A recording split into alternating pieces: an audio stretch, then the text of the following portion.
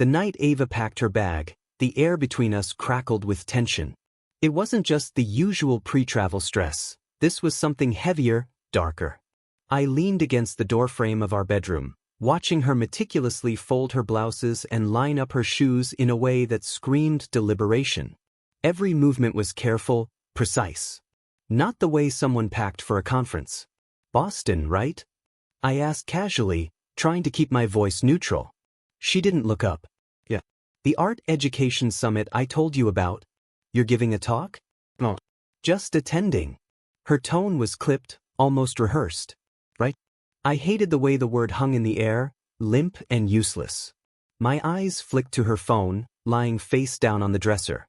Lately, it lived in that position, screen hidden from view. She was always careful to grab it the second it buzzed, her fingers brushing the glass with a kind of urgency I didn't like. Ava glanced up, catching me watching her. What? Nothing. I shrugged, forcing a smile. Just, you've been busy. She exhaled sharply, a sound that wasn't quite annoyance but was close enough to sting. It's a big deal, Ethan. The networking opportunities alone. I get it. Her eyes narrowed slightly, but she didn't push. She never pushed anymore. That was the thing about Ava, she could wield silence like a weapon. When she zipped the bag shut, the finality of it hit me harder than I expected. She stood, smoothing her blouse and adjusting the strap of her purse. My train leaves early. Don't wait up. Of course. I kissed her cheek as she passed, but she didn't linger. Her perfume, a heady mix of vanilla and something sharper, clung to the air after she left. I stayed in the doorway for a long time, staring at the space where she'd been. When my phone buzzed later that night, I assumed it was one of those pointless group texts from school, updates about pep rallies or PDA bake sales. But the message wasn't from any number I recognized. She's lying to you. 3 words, simple and stark, burned into my screen. I stared at them for a long moment, my pulse thudding in my ears. Thought it back. Who's this? No reply. I set the phone down, my mind churning. The message could have been a prank, one of those cruel, anonymous jabs people think are funny. But deep down, I knew it wasn't. Ava had always been magnetic, the kind of person who could walk into a room and pull everyone into her orbit. But lately, that pull had felt selective. The distance between us wasn't a gulf yet, but it was growing. Late nights. Evasive answers. The way she smiled at me like I was a stranger she was trying to charm rather than a man she'd promised forever to. And now this message. The bedroom felt colder than usual as I climbed into bed, the sheets smooth and untouched on her side. I reached for her pillow, pulling it close, but the faint trace of her perfume didn't comfort me. It mocked me. I tried to sleep, but the words stayed with me. She's lying to you. Even in the quiet, I couldn't pretend I didn't know. The next morning, the house felt eerily still. The kind of quiet that made you hyper-aware of your own breathing. I sat at the kitchen table with my coffee, the mug clutched tightly between my hands. Ava's absence was a tangible thing, like the empty chair across from me was screaming her name. I kept replaying the text over and over, the words flashing like a strobe light behind my eyes. She's lying to you. I'd never considered myself paranoid, but then again, paranoia didn't usually come with proof. Or was it proof? Could it be someone stirring trouble? By the time I got to school, my brain felt like it had been through a blender. Port Norwood High was its usual self, bustling students, lockers slamming, the faint smell of chalk and cafeteria food lingering in the air. I passed Ava's art room on the way to mine. The door was closed, the lights off. It looked abandoned. It felt wrong. Ethan, you good? I turned to see Derek Moore striding down the hall toward me, gym bag slung over his shoulder, his gait confident in that way people called charismatic when they didn't know any better. His sharp grin was too polished, his handshake always a little too firm, like he was trying to prove something. Yeah, I said. Just tired. Long night. Derek nodded, a slow, knowing motion. Ava on one of her trips? Conference, I said, the word feeling sour in my mouth. Boston. Ah, Boston, Derek repeated, drawing it out like it meant something more. His eyes lingered on me just a moment too long before he clapped me on the shoulder. Better enjoy the peace and quiet while you can. I hated how easily he could needle his way under my skin, how his smile always seemed to carry a hint of mockery. Before I could respond, he was already moving down the hall, greeting a group of students like the affable gym teacher everyone loved. By lunch, I couldn't take the silence in my own head anymore. I texted Ava, the words short and careful. Hope your trip's going well. Miss you. She didn't reply until hours later, a single sentence. Miss you too. Busy day. Call tonight? I stared at the screen, thumb hovering over the keyboard. I wanted to say something, ask her what she was really doing, why she seemed so distant, why the hell I'd gotten that message. But instead I typed back, of course. Love you. Her reply came quickly. Love you too. If love was this easy to write, why did it feel so hard to feel? That evening, I stood in the kitchen, trying to figure out how to fill the void Ava's absence left. I'd cooked dinner but barely touched it. I'd cleaned the house as if scrubbing away every speck of dirt could make the tension disappear. But nothing worked. The air still felt too heavy, the walls pressing in too close. I was pouring a second glass of wine when my phone buzzed. For a moment I thought it was Ava. I hoped it was Ava. But it wasn't. It was a picture. At first, it didn't register. It was a candid shot, taken from a distance, her profile unmistakable. She was sitting at a table on a patio somewhere, the backdrop blurred by the photographer's lens. Her head was tilted slightly, her hair catching the light just right, and her laugh, God, I could almost hear it, was frozen in the frame. But it wasn't just her. Derek sat across from her. His hand was resting casually on the table, fingers brushing the edge of hers.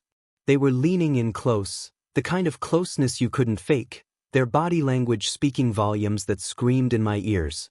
I staggered back against the counter, the phone slipping slightly in my grip. My pulse thundered in my ears as I stared at the photo, willing it to be fake. Some kind of cruel, elaborate joke. But I knew better. Before I could process what I was doing, my thumb hovered over the screen, typing. Who are you? Why are you sending this? The reply came almost immediately. You need to know who your wife really is. I wanted to throw the phone across the room, shatter it against the wall just to make the words disappear. But the anger, the betrayal, it wouldn't vanish with broken glass. I stared at the photo again, the undeniable truth of it sinking in, clawing its way into my chest. Ava wasn't in Boston. She wasn't at any art conference. She was with him. And now I knew. I didn't call Ava that night. The idea of hearing her voice, the voice I had trusted implicitly for over a decade, made my stomach churn. Instead, I sat in the darkened kitchen, the picture on my phone a beacon of betrayal I couldn't look away from. They looked so at ease together, Ava and Derek. Like the world beyond that table didn't exist. Like I didn't exist. By the time morning broke, I had made a decision. I needed answers and I wasn't going to wait for them to come to me. Sophia Reyes hadn't changed much since she was my student, except now the sharp intellect behind her dark eyes was tempered by an edge of world-weary professionalism. As an investigative journalist, she'd earned a reputation for digging up truths people didn't want uncovered. She met me at a coffee shop on the edge of town, her laptop open in front of her, a black leather notebook at her side. Ethan, she said, offering a small smile as I slid into the chair across from her. Been a while. Too long, I admitted. Her eyes scanned me, taking in the dark circles under my eyes, the stiffness in my shoulders. You look like you haven't slept. I haven't, I said, cutting straight to the point. I need your help. Sophia leaned back in her chair, crossing her arms. What kind of help? I hesitated. Saying it out loud made it feel real in a way I wasn't ready for. But there was no going back. I think Ava's lying to me. Her expression didn't change, but her posture shifted slightly, leaning forward. Lying how? I got a picture, I said, pulling out my phone and sliding it across the table. She's supposed to be in Boston at an art conference. But she's not. She's with him. Sophia picked up the phone, her eyes narrowing as she studied the image. Derek Moore, she muttered. The new gym teacher? You know him? Not personally. But I know the type, she said, her lips pressing into a thin line. She set the phone down, her gaze locking onto mine. Ethan, this, This isn't a casual favor you're asking. You're asking me to dig into your wife. Are you sure you want to open that door? No, I said honestly. But I don't see another choice. She studied me for a long moment before nodding. But I'll see what I can find. 2 days passed like a lifetime. I went through the motions at school, grading papers and teaching labs, but my mind was elsewhere. Every time I passed Derek in the hallway, his confident grin made my blood boil. I wondered if he knew I suspected. If he cared. It wasn't until late Friday night that Sophia called. Her voice was steady, but there was an undercurrent of something there, something that made my grip on the phone tighten. I have something, she said. What is it? Meet me, she said, her tone leaving no room for argument. Now, when I arrived at the diner, Sophia was already waiting, a manila folder on the table in front of her. She didn't waste time with pleasantries. Ava didn't go to Boston, she said. There's no art conference. Never was. I sat down slowly, my heart pounding. Then where is she? Sophia slid the folder toward me. Ocean Crest Resort. A small coastal place about 2 hours north. She checked in under her name. But Derek's name is on the second reservation. My hands trembled as I opened the folder. Inside were photos, not just the one I had been sent, but others. Ava and Derek walking along the resort's private beach. Sitting together on a balcony. Her head leaning against his shoulder. You're sure? I asked, my voice barely above a whisper. Sophia nodded. It's them then? The air seemed to drain from the room. My chest tightened and I felt like I might be sick. But then the anger came, hot and searing, chasing the numbness away. What do? Asked my voice rough. Sophia's gaze was steady. You confront them. But you don't go in blind. If you're going to do this, you need to be prepared for whatever comes next. I stared at the pictures again, each one a dagger to the heart. Prepared? How could I ever be prepared for this? I'm going to the resort, I said finally. Sophia's brow furrowed. Ethan, I need to see it for myself. She hesitated before nodding. Then I'm coming with you. I didn't argue. Deep down, I knew I couldn't face this alone. As we drove toward the Ocean Crest Resort, the weight of what was coming pressed down on me. Ava and I had built a life together. Shared dreams. Made promises. And now, in the span of days, it felt like all of that was crumbling. The road stretched ahead, dark and winding, and I gripped the wheel tightly as Sophia sat beside me in silence. I didn't know what I would find when I got there, but one thing was certain. The truth was waiting whether I was ready for it or not. The resort loomed ahead, a pristine picture of serenity nestled against the backdrop of crashing waves. The kind of place where couples came to reconnect, where vows were whispered and futures dreamed. The irony wasn't lost on me as I pulled into the gravel parking lot, my jaw clenched so tight it felt like my teeth might shatter. Sophia was quiet beside me, her gaze sharp and focused as she scanned the building. Are you sure about this? She asked softly, her voice cutting through the tension. No, I admitted. But I have to do it? She nodded, her expression unreadable. Then let's get this over with. We walked into the lobby together, the plush carpets and soft lighting doing little to calm the storm raging inside me. The receptionist barely glanced up as we passed, too busy tapping away at her computer to notice the weight of the moment. Sophia had done her research. She knew exactly where to find them. Room 217. Second floor, ocean view. We didn't take the elevator. The stairs felt more appropriate, each step deliberate, each second stretching into eternity. My heart hammered against my ribs, the blood roaring in my ears. By the time we reached the door, I felt like I might combust. Sophia rested a hand on my arm, her touch grounding. Whatever happens in there, she said, her voice steady, you're stronger than this. I nodded, swallowing hard. Then I raised my hand and knocked. The seconds that followed were an eternity of silence. I imagined them on the other side, glancing at each other in alarm, hurried whispers of, who could that be? Maybe they were scrambling to look presentable, to hide whatever evidence of their betrayal they could. Finally, the door creaked open. Ava stood there, her hair loose around her shoulders, her expression frozen the moment she saw me. She didn't try to hide her shock, But she didn't speak either. Her lips parted, as if searching for words, but nothing came. "Ethan," she whispered after a long beat. "What are you? What am I doing here?" I cut her off, my voice sharp enough to slice. "I could ask you the same thing." Behind her, Derek appeared, shirtless and smug, his confidence so blatant it turned my stomach. He leaned casually against the wall, his grin small and infuriating. "This is unexpected." I ignored him, my eyes locked on Ava. "You said you were in Boston?" She flinched, the words hitting her like a slap. "I can explain." "Explain?" I stepped forward, my voice rising despite the effort to stay calm. "Explain what, Ava? That you've been lying to me? That you've been sneaking around with him?" Derek straightened, his posture shifting into something more defensive. "Hey man, maybe we should." "Don't," I snapped, pointing a trembling finger at him. "Don't you dare speak right now."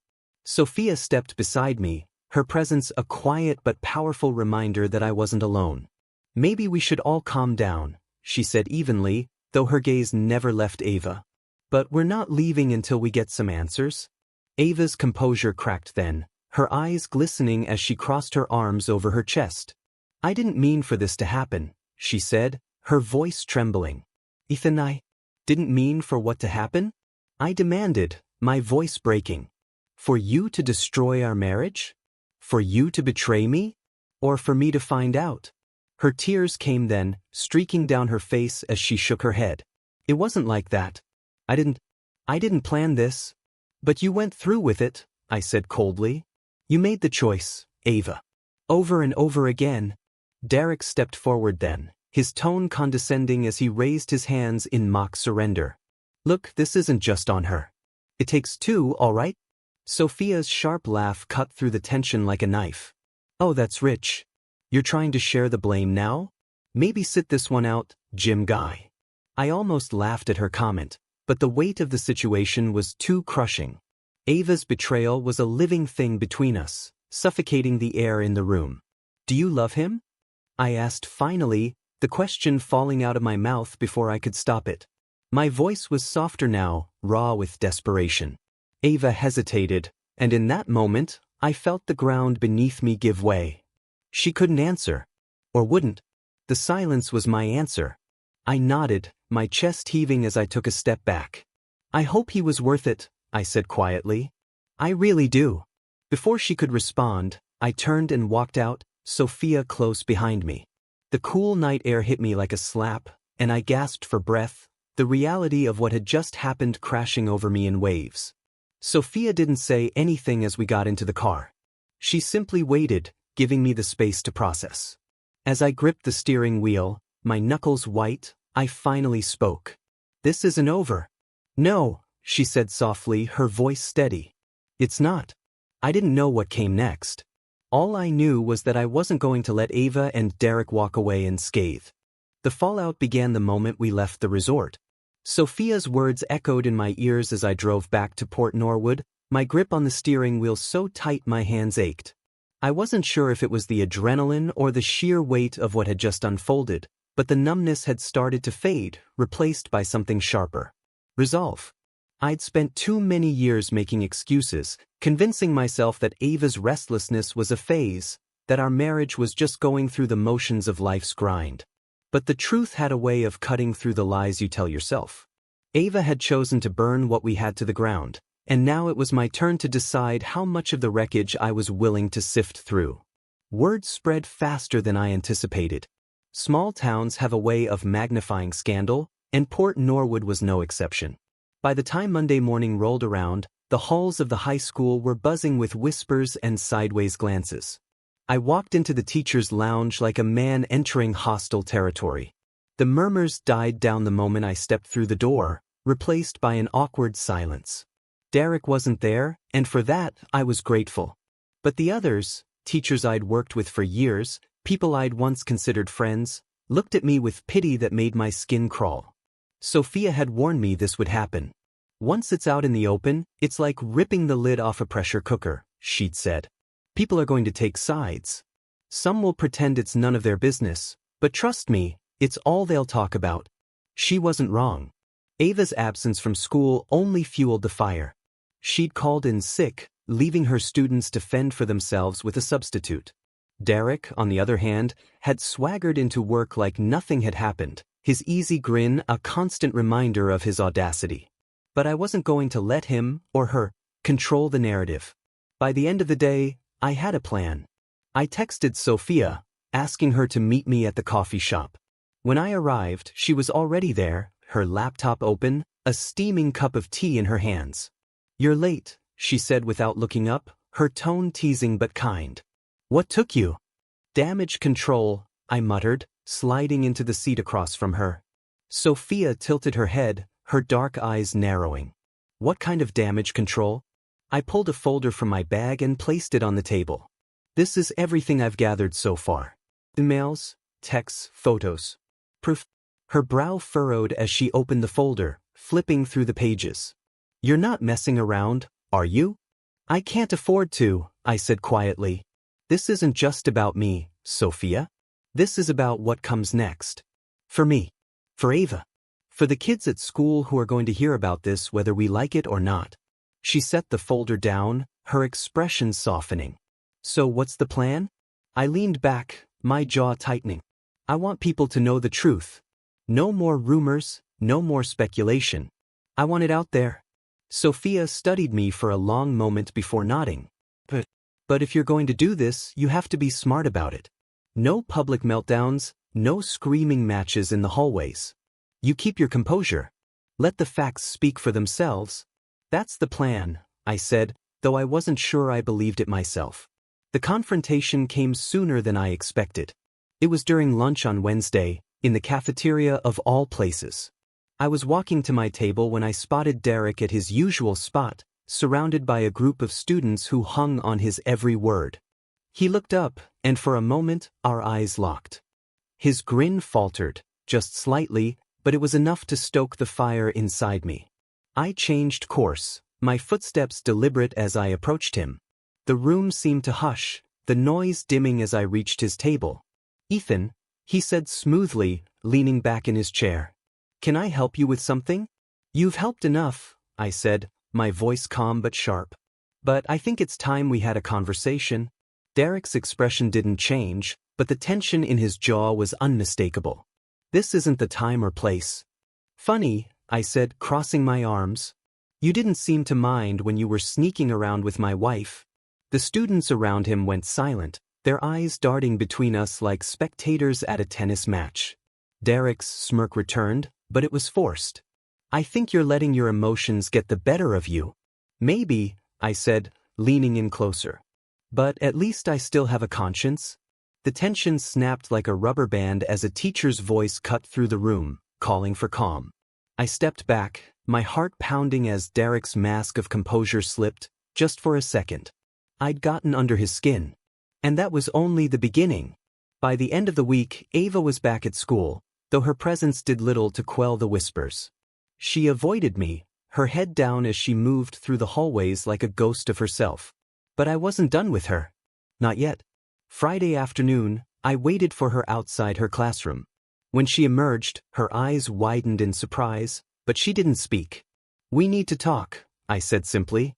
She hesitated before nodding, following me to an empty classroom down the hall. Once the door closed, the silence was deafening. "I'm not here to fight," I said, keeping my voice even. "I just want to know why." Ava looked away, her arms wrapped tightly around herself. "I don't know," she said after a long pause. "I wish I had an answer that made sense. But I don't." "That's not good enough," I said, the anger bubbling beneath the surface. "You owe me more than that, Ava. You owe me the truth." Her shoulders sagged, and for a moment, I thought she might break. But when she spoke, her voice was steady. "I was unhappy. We were unhappy. And Derek, he made me feel alive again." Her words hit like a punch to the gut, but I refused to flinch. "Alive?" I repeated. "That's what this was about? Feeling alive?" She nodded, tears spilling down her cheeks. "I never meant to hurt you, Ethan. I swear." "But you did," I said quietly. "And now we have to live with it." I left her there, the sound of her quiet sobs following me down the hall. I didn't feel relief. I didn't feel closure. But I felt something I hadn't in a long time: clarity. This wasn't the end. This was the beginning. The town of Port Norwood had always been a place where whispers carried weight. By Monday morning, the fallout from the confrontation with Derek and Ava was like a storm cloud hovering over the school, impossible to ignore. I could feel the shift in every glance, every pause in conversation as I walked past. But for the first time in weeks, I didn't care. I wasn't hiding anymore. Sophia's advice echoed in my head: control the narrative, Ethan. Don't let them define you. So I did. The school board meeting that evening was packed. I'd called for a closed session to address what I carefully referred to as professional misconduct involving Ava and Derek. When I walked into the room, I was prepared. Sophia had helped me compile everything: emails, text messages, receipts, photos. It was all there, meticulously organized in a folder I handed to the chairperson. The board members shifted uncomfortably as they flipped through the evidence. The weight of it was undeniable. "We appreciate you bringing this to our attention, Mr. Cole," one of the board members said, her tone measured. "This is troubling." "Troubling?" I echoed, my voice calm but firm. "It's a betrayal. Not just to me, but to this community. To the values this school is supposed to uphold." A murmur rippled through the room. I saw Derek sitting at the far end of the table, his jaw tight, his arms crossed. Ava wasn't there. Whether it was her choice or the board's decision, I didn't know. Or care. "This isn't about vengeance," I continued. "It's about accountability. The students at Port Norwood High deserve role models they can respect. And right now, they're being let down." The board promised to deliberate and reach a decision by the end of the week. As I left the room, Derek's eyes met mine, a flicker of something behind his usual bravado. Fear, perhaps, or anger. Either way, it didn't matter. He had gambled, and now he was losing. That week, I threw myself into my work. The science lab became a refuge, a place where I could focus on equations and experiments instead of the chaos of my personal life. My students noticed the change. They started asking more questions, engaging more. It felt grounding. But it wasn't enough. By Thursday, the board's decision was leaked. Derek was being placed on indefinite leave, pending further investigation. Ava, however, was allowed to keep her position, for now. The double standard didn't surprise me, but it stung nonetheless. When I passed her in the hallway that day, she looked tired, her eyes rimmed with shadows. She opened her mouth as if to say something, but I kept walking. There was nothing left to say. Friday evening, I found myself sitting in Sophia's office. It was a modest space, cluttered with books and articles pinned to the walls, but it had an energy that felt alive, buzzing with purpose.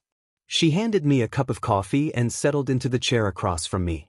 "You've been quiet," she said, studying me. "Just processing," I admitted. She leaned back, crossing her legs. "You handled yourself well this week. Better than I expected, honestly." "Thanks, I think." I managed a faint smile. Sophia's expression softened. "What comes next, Ethan?" The question hung in the air, heavy and daunting.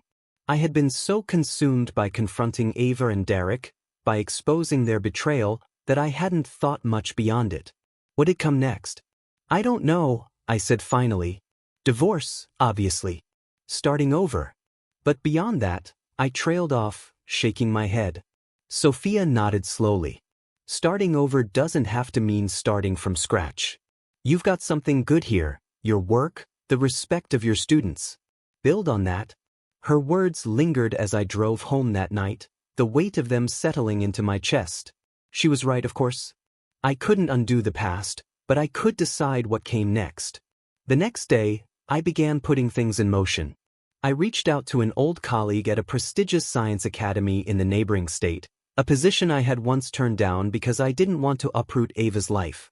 Now, with nothing holding me back, the idea of a fresh start felt less like a risk and more like a lifeline. When the offer came through a week later, I accepted without hesitation. I spent the next month packing up the life Ava and I had built together, carefully sifting through what was worth keeping and what needed to be left behind. The divorce papers were signed quickly. Ava didn't fight me. Whether it was guilt or exhaustion, I didn't ask. The day I left Port Norwood, I stood outside the high school one last time, letting the memories wash over me. It wasn't all bad. There had been moments of joy, of connection, of growth. But it was time to move on. As I pulled out of town, my phone buzzed with a text from Sophia. "Proud of you. Don't look back." I smiled faintly, the horizon stretching out before me. I didn't know exactly what lay ahead, but for the first time in years, I felt something I hadn't in a long time. The new town was smaller than Port Norwood but livelier, its energy fueled by the prestigious science academy where I'd accepted a position. It wasn't hard to fall into a new routine. Mornings spent prepping experiments, afternoons teaching classes to students who reminded me of the idealistic kid I used to be. There was solace in the work, a quiet pride in starting over and doing it on my terms. But even in the calm, the ghosts of Port Norwood lingered. Ava's betrayal wasn't something I could box up with the rest of my past. It clung to me, a shadow that flickered in the corners of my thoughts. Sometimes I'd catch myself staring out the window during lectures, the memory of her laugh, her touch, her lies looping like an old film reel. But I was learning to live with it one day at a time. Sophia stayed in touch, her messages a mix of updates and gentle encouragement. She'd left journalism behind, at least temporarily, and taken a teaching job at Port Norwood High. "Someone needs to make sure the students learn critical thinking," she'd said with her usual wry humor. I admired her for staying, for facing the wreckage head-on. But I couldn't go back. Not yet. Maybe not ever. It was a Saturday morning when her name lit up my phone. I was halfway through organizing the clutter in my new kitchen, a task that had more to do with distraction than necessity. "Hey," I said, balancing the phone between my shoulder and ear. "You sound good," Sophia said, skipping past the pleasantries. "I am," I replied, surprised by how true it felt. "Good. You deserve that." She paused, her tone softening. "I've been thinking about visiting. Just for a weekend. No pressure." The idea startled me. Sophia and I had grown close through the chaos, but this felt different. More deliberate. "I'd like that," I said after a moment. And I meant it. She arrived the following Friday evening, her car pulling into my driveway just as the sun dipped below the horizon. When she stepped out, dressed in a leather jacket and jeans, her hair pulled into a loose ponytail, I felt something shift. This wasn't the Sophia who had been my student years ago, or even the fierce journalist who'd helped me untangle my life. This was someone new, someone who seemed as uncertain as I felt. "Nice place," she said, glancing around as I held the door open. "It's getting there." I gestured to the half-unpacked boxes in the corner. "Still working on the whole settling-in thing." She smiled, setting her bag down by the door. "Looks like you're doing fine." We spent the evening talking about Port Norwood, about her students, about the absurdities of small-town drama. The conversation flowed easily, the way it always did with Sophia. But there was something unspoken hanging in the air, something neither of us was ready to name. As the night wore on, the lines between friendship and something more began to blur. It wasn't in the words we said but in the silences that followed, in the way her gaze lingered just a second too long, in the warmth of her laugh that stirred something I hadn't felt in months. "I'm glad you're here," I said quietly, the words slipping out before I could second-guess them. Sophia met my eyes, her expression softening. "Me too." The moment passed, but the weight of it stayed, humming in the space between us. The next morning, we walked along the edge of a nearby lake, the air crisp with the promise of autumn. Sophia skipped a stone across the water, watching it ripple before speaking. "Do you regret it?" she asked, her tone cautious. "Leaving Port Norwood, leaving her?" I thought about it for a moment, the question settling into my chest. "No," I said finally.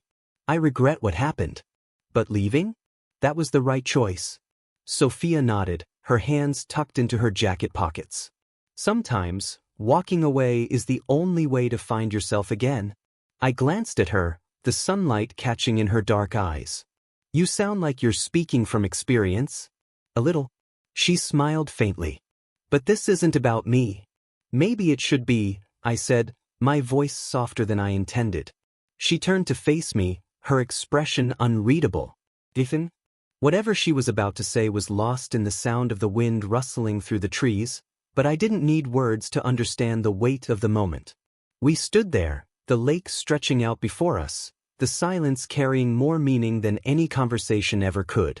That evening, as we sat on the porch, the stars scattered across the sky like fragments of something broken but beautiful, I realized I wasn't angry anymore. Not at Ava, not at Derek, not at myself.